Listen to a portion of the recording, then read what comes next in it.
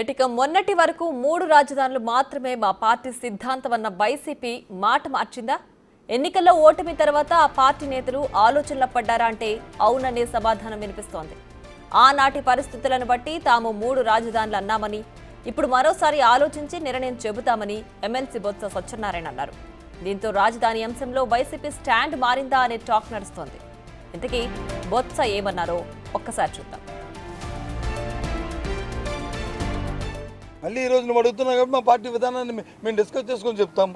ఆ రోజుకి మాది మూడు రాజధానులు మా విధానం. అప్పుడు ఆ రోజుకి నేను ఈ రోజుకి మళ్ళీ పార్టీ డిస్కస్ చేసుకొని చెప్తాను. మేము డిస్కస్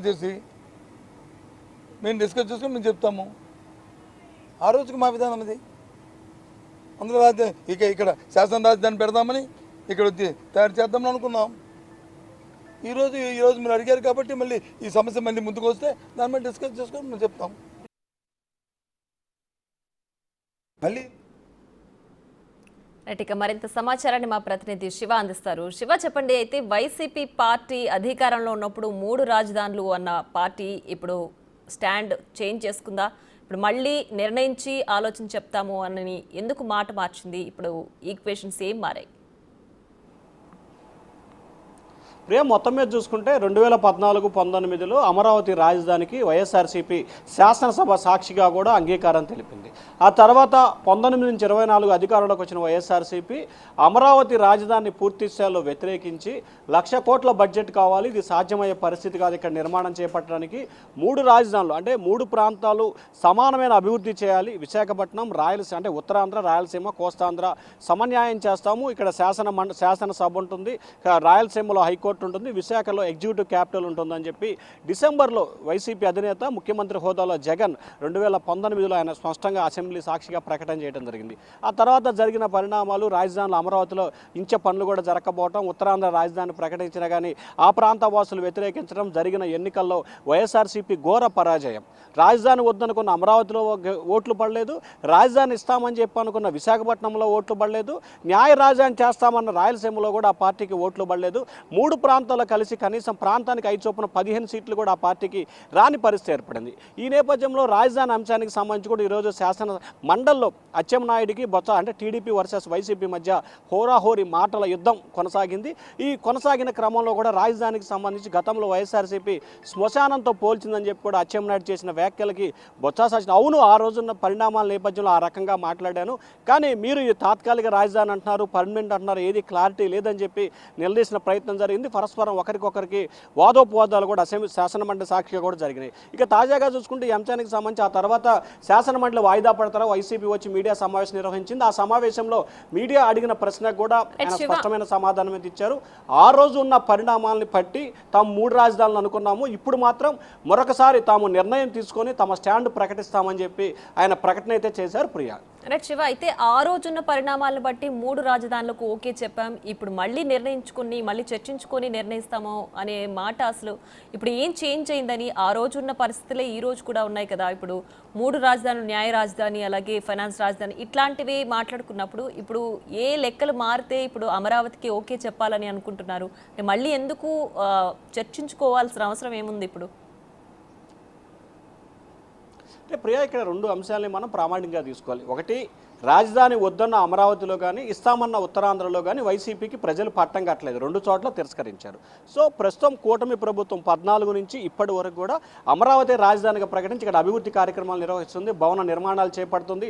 ఇటీవల వరల్డ్ బ్యాంక్ నేతృత్వంలో 45,000 కోట్ల రూపాయల రుణం తెచ్చుకొని ఈ నెల 15 నుంచి కూడా పనులు ప్రారంభించబోతుంది. ఇక వైఎస్ఆర్సీపీ స్టాండ్ విషయాన్ని చూసుకుంటే ఉత్తరాంధ్రకి రాజధాని ఇస్తామని చెప్పి మనం చెప్పినప్పటికీ ఆ ప్రాంత వాసులు వ్యతిరేకించడం, అలాగే వైఎస్ఆర్సీపీకి సంబంధించి ప్రధానంగా ఏదైతే ఉత్తరాంధ్రకి సంబంధించి విశాఖపట్నం లాంటి జిల్లాలో కూడా ఆ పార్టీకి చెప్పుకోదగ్గ స్థానాలు కనీసం 1-2 స్థానాలు కూడా రాని పరిస్థితి ఏర్పడింది. సో ఈ నేపథ్యంలో ఇంకా మళ్ళీ మనం 3 రాజధానుల స్టాండ్ తీసుకుంటే ప్రయోజనం ఏమిటనేది ఆ పార్టీ ఆలోచనగా కనిపిస్తుంది. సో అమరావతి రాజధానిగా కొనసాగించినట్లయితే సో ఇదే స్టాండ్ అంటే రాష్ట్ర ప్రజలు అమరావతి రాజధానికి మద్దతు పలికారు కాబట్టి అదే స్టాండ్ మనం తీసుకుంటే ఖచ్చితంగా రానున్న ఎన్నికల నాటికైనా సరే ఇటు అమరావతితో పాటు అటు ఉత్తరాంధ్రలో కూడా బలం పెంచుకోవచ్చని వైసీపీ ఆలోచన కనిపిస్తోంది. ఎందుకంటే 2014-19లో కూడా అమరావతికి తాము అనుకూలం అని చెప్పే ఎన్నికలకు వెళ్ళింది 19లో వైసీపీ.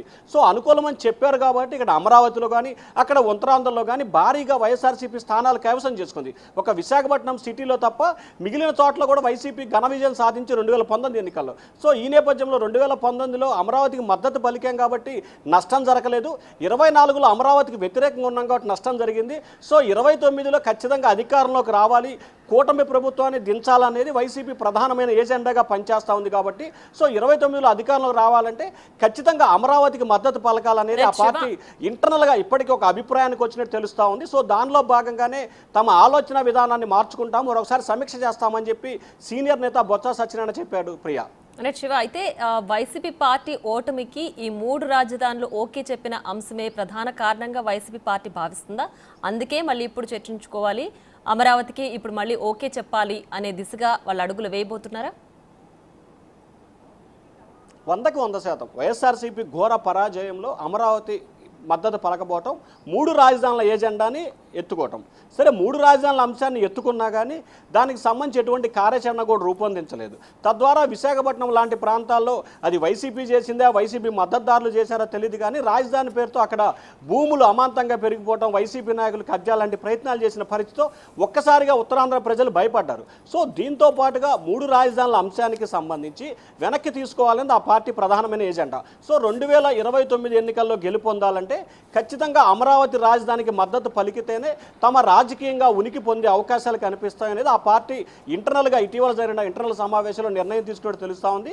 దానిలో భాగంగానే బొత్స సత్యనారాయణ అంటే మాజీ మంత్రి సీనియర్ నేత, ఎందుకంటే గతంలో రాజశేఖర టైంలో కానీ ఇప్పుడు జగన్ టైంలో కానీ గత 5 ఏళ్లుగా ఆయన మంత్రిగా చేశారు, విద్యాశాఖ మంత్రిగా అలాగే మున్సిపల్ శాఖ అడ్మినిస్ట్రేషన్ మంత్రిగా చేశారు. సో ఆయన సీనియర్ నేత, ప్రస్తుతం శాసనమండలి opposition leader. So Botsa Satyanarayana లాంటి కీలకమైన వ్యక్తులు చెప్పారు కాబట్టి ఖచ్చితంగా అది కూడా మీడియాతో డైరెక్ట్గా చెప్పాడు కాబట్టి ఖచ్చితంగా రాజధాని అంశంలో వైఎస్ఆర్సీపీ తన స్టాండ్ని మార్చుకోబోతుంది. ఖచ్చితంగా రానున్న రోజుల్లో అమరావతికి మద్దతు పలికే అవకాశాలు అయితే ఎక్కువగా కనిపిస్తున్నాయి. ఒకవేళ అమరావతికి మద్దతుకు పలకపోతే 24లో వచ్చిన ఫలితాలు 29లో వస్తాయనేది ఆ పార్టీలో ఒక భయం అయితే చాలా ఎక్కువగా ఉంది. సో ఈ నేపథ్యంలో 29 ఎన్నికల్లో గెలవాలంటే అమరావతికి మద్దతు పలకాలనేది ఆ పార్టీ దాదాపుగా ఒక నిర్ణయానికి వచ్చినట్టు తెలుస్తూ ఉంది. దాన్నే త్వరలో జరగబోతున్న వైఎస్ఆర్సీపీ ప్లేనరీలో అంటే దాదాపుగా ఈ సంవత్సరం జూన్ జూలైలో ప్లేనరీ నిర్వహించాలని చెప్పి ఆ పార్టీ నిర్ణయం తీసుకున్నట్టు తెలుస్తూ ఉంది. ఆ ప్లేనరీలో వైఎస్ఆర్సీపీ రాజధాని విషయంలో క్లారిటీ ఇచ్చే అవకాశాలు కూడా కనిపిస్తున్నాయని ఆ పార్టీ నేతలు అయితే చెప్తా ఉన్నారు.